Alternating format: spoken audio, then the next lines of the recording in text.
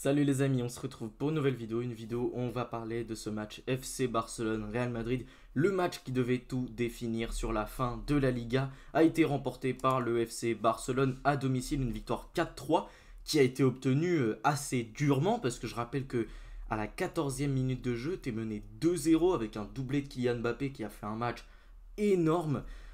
Et derrière, Eric Garcia, 19e minute, Yamal, 32e, Rafinha, 34e, et puis 45e. Et là, voilà, le Barça, à la fin de la première mi-temps, a totalement écrasé ce Real Madrid et surtout a totalement retourné la rencontre. Mais je vous avoue que je m'y attendais un peu à cette victoire du Barça. Je m'attendais à une victoire plus facile par contre. Mais voilà, ce Real Madrid, bah, ils ont joué avec leurs armes, c'est-à-dire Kylian Mbappé qui a littéralement joué tout seul, j'ai l'impression. Franchement, j'ai pas beaucoup de Madrilènes à ressortir. Mais pour le coup, le FC Barcelone bah, a joué son jeu et a évidemment été sublimé par des individualités qui ont énormément performé ce soir, où j'ai trouvé les joueurs très bons, même si durant les 15 premières minutes, j'ai trouvé que ce Real Madrid était vraiment dans le combat, pressait beaucoup, récupérait pas mal de ballons. Et oui, il y avait des fautes, oui, il y avait des interventions très forte, mais je trouvais ça très intéressant. Je trouvais que ce Real Madrid mettait de l'agressivité. Mais derrière, au 2-0, ils se relâchent totalement. Ils ont du mal à revenir dans ce match. Et au final, le FC Barcelone déroule totalement. Et d'ailleurs, si on regarde un petit peu les momentum, on voit que ce Real Madrid se crée pas mal d'occasions, que le FC Barcelone met le pied sur le ballon, mais a quand même du mal à se créer des occasions dangereuses. Et derrière, le Barça déroule jusqu'à la fin de la première mi-temps et marque les 4 buts. Et si on regarde un petit peu les statistiques, on voit que le FC Barcelone est à 62% de possession, ce qui est quand même une belle domination, mais ce Real Madrid a réussi à être un peu dans le combat et à avoir des belles phases de possession.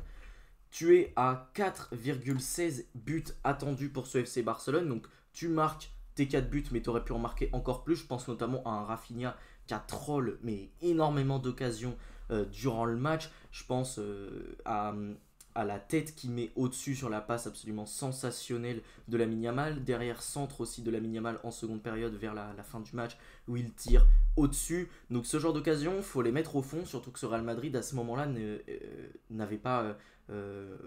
avait du mal à se remettre dans le match. Et derrière, Kylian Mbappé n'est pas passé très loin de marquer le 4-4. Donc voilà, fallait faire très attention. Et d'ailleurs, le Real Madrid aurait pu marquer le 4-4 sur la tête de Chouameni. Malheureusement, Kylian Mbappé intervient, c'est sa seule mauvaise action du match.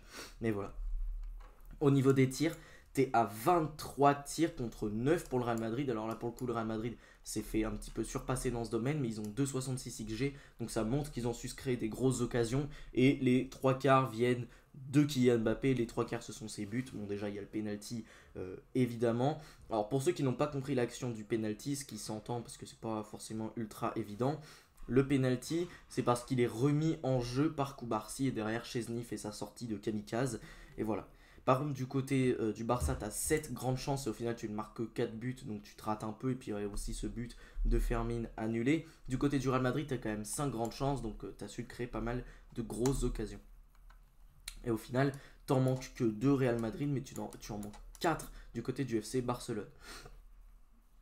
Maintenant, ce qui est assez impressionnant, c'est qu'au niveau faute, il y en a moins pour le Real Madrid, alors j'ai trouvé que c'était eux qui avaient été le plus bouchés. Je vais vous mettre quelques occasions à l'écran, enfin quelques fautes à l'écran qui n'ont pas été sifflées, qui auraient pu annuler des buts, qui auraient pu donner des pénaltys. Je pense également à la main de Chouamini, qui au final, on dit qu'il n'y a pas de pénalty dessus, alors que pour moi il y avait clairement pénalty, la main est décollée et elle empêche un but, hein, parce que la frappe en tout cas elle allait vers le but, donc cette main c'est quand même un fait de jeu. Et elle n'était pas totalement collée au corps, donc pour moi c'était totalement penalty. Mais il y en a quand même 17 du côté du FC Barcelone. Encore une fois, on va pas trop parler des arbitrages parce que moi j'aime pas parler de ça, je préfère me concentrer sur le foot. Mais là pour le coup, l'arbitrage, encore une fois, il a été très en faveur du Real Madrid. Au niveau des compositions du côté du FC Barcelone, on n'avait toujours pas le retour de Baldé, toujours pas le retour de Koundé, et tu n'avais toujours pas le retour de Lewandowski. Donc tu avais la même composition que face à l'Inter Milan. Et donc tu avais Chesney, Martinez, Koubarsi. Koubarsi et Martinez que j'ai trouvé en très grande difficulté cet après-midi. Franchement, je les ai trouvés vraiment vraiment pas bons. D'ailleurs, Martinez, je crois qu'il est fautif sur le but de Kylian Mbappé avec cette relance catastrophique dans l'axe. Takou Barsi qui fait un match vraiment mais pas terrible non plus. Les 2 premiers buts, c'est littéralement sa faute. Gérard Martin, je l'ai trouvé bon offensivement durant ce match. Et même défensivement, je l'ai trouvé plutôt correct. Il s'est pas trop fait avoir. Eric Garcia a fait un très bon match également. Moi, je l'ai trouvé très intéressant. Déjà, il marque son but, mais en plus de ça, défensivement, il a été somme toute assez solide.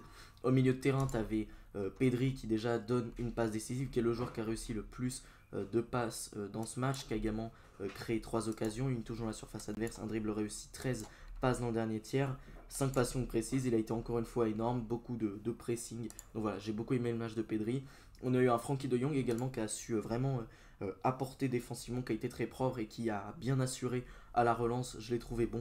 Donc voilà, il a remporté 2 duels aériens aussi, donc c'est pas mal du tout. Lamine Yamal a encore une fois fait un match sensationnel. C'est le joueur qui a réussi le plus de dribbles ce soir. Il y a 3 occasions pour lui. Il y a 6 touches dans la surface adverse, 4 dribbles réussis, 2 passes dans le dernier tiers, un centre réussi. Voilà, il a été énorme, il marque son but. En plus de ça, un très très beau but. Rien à dire sur son match. Dani Olmo, pour le coup, lui a été un peu en difficulté. Dani Olmo, ça fait pas mal de matchs que je le trouve pas forcément excellent. Et s'il sort à la 77e, c'est pour une très bonne raison. Je l'ai pas trouvé terrible. Et Rafinha, pour le coup, lui a fait un très bon match, même s'il y a quand même pas mal d'occasions qui sont manquées. Mais globalement, je l'ai trouvé intéressant. Il a su créer des occasions pour ses partenaires. Donc déjà, voilà, 3 occasions créées. Il a su, lui, se retrouver en bonne position pour marquer. C'est lui, quand même, qui t'offre la victoire avec les 2 buts. Voilà, le 3-2 et le 4-3. Enfin, le 3-2 et le 4-2, mais au final, du coup, 4-3. Donc, c'est lui qui t'offre la victoire. Donc, voilà, il faut lui être reconnaissant. Et il a été très bon. Et t'as Ferran Torres qui offre 3 passes décisives. Il a été monstrueux. Lui, déjà, il fait une très belle action de pressing sur le premier but de Rafinha. Et voilà, il donne de très bons ballons. Il a donné énormément de caviar. Il a beaucoup décroché, il a été présent aussi pour faire de très bons appels. J'ai adoré son match. 3 occasions créées. Voilà, très très très gros match de Ferran Torres. Du côté du Real Madrid, bon bah voilà. Ceux qui ont des mauvaises notes, vous les voyez. Déjà Arda Güler, je ne l'ai pas trouvé très bon sur son match. Valverde a été cata, il a fait beaucoup de fautes. Je ne l'ai pas trouvé très bon à la ressortie de balle. Voilà, Vasquez, catastrophique. Il est fautif sur quasiment tous les buts. Tchouaméni, alors lui il aurait dû prendre rouge. En plus il fait il fait vraiment n'importe quoi tout le match. Voilà, Tchouaméni pas terrible. Asensio je l'ai trouvé plutôt correct à la limite. Il a une note plus faible mais pourtant je l'ai trouvé quand même un peu meilleur. Fran Garcia pour le coup a pas été trop mauvais, il s'est fait passer quelques fois par la Yamal, ça c'est évident, mais pour le coup il a quand même su s'imposer quelques fois, donc très bien. Vinicius sort sur blessure. Son match il est quand même très compliqué parce que il s'est pas retrouvé énormément de fois en position de frappe, je l'ai pas trouvé excellent. Maintenant il faut dire qu'il y a quand même 2 passes décisives pour Kylian Mbappé, dont le centre extérieur du pied que j'ai trouvé assez énorme. Et voilà, le penalty, bon on peut dire que c'est lui qui gêne un petit peu Koubarsi, donc sur les actions de but il est décisif, mais je trouve que le reste de son match est pas forcément excellent. Voilà, il y a quand même 3 occasions créées, hein, donc on va pas cracher dessus, mais c'est pas un très grand match de Vinicius. Et pour le coup, Kylian, lui, a été énorme, c'est lui qui a la meilleure note selon FotMob, 25 ballons touchés, celui qui a touché le moins de ballons, et pourtant il marque un triplé, c'est énorme. Donc voilà, franchement, Kylian, très très très gros match, une occasion créée, il provoque un penalty, il y a aussi, selon FotMob, une erreur qui provoque un but. Je vous avoue, j'ai pas vraiment de souvenir d'où, à quel but il fait le truc, ça faudra me le dire. Mais voilà, franchement, il a fait un très très très gros match, beaucoup d'occasions créées, 9 touches dans la surface adverse.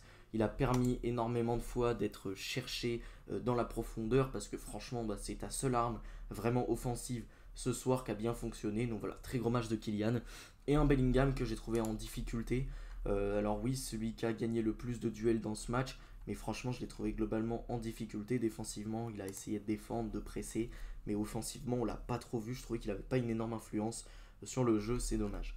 Pour ce qui est des entrants, bon bah on a Modric et Brahim Diaz. Brahim Diaz pour le coup j'ai trouvé qu'il a fait une très bonne entrée. T'as Luka Modric qui fait une entrée correcte aussi. Côté Barça, évidemment, tu es content de revoir Alejandro Balde et Andreas Christensen. Alors, Christensen, il jouait de plus en plus en ce moment, mais tu as Balde qui fait une entrée plutôt correcte.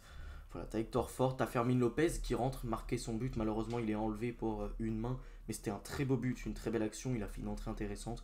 Donc voilà, globalement ce que j'avais à dire sur ce match, il n'y a pas énormément de choses à dire, c'est un classico, c'était peut-être celui qui me hypait le moins. Et au final, bah, c'est encore une fois le FC Barcelone qui joue son jeu, malheureusement qui encaisse très tôt, avec un Chesney que je trouve vraiment pas bon sur la période. À voir, et pour le coup, Kylian, lui, fait une très belle rencontre ce soir. Le FC Barcelone à 3 journées de la fin est à 82 points. A vraiment, voilà, pour moi, ils seront champions.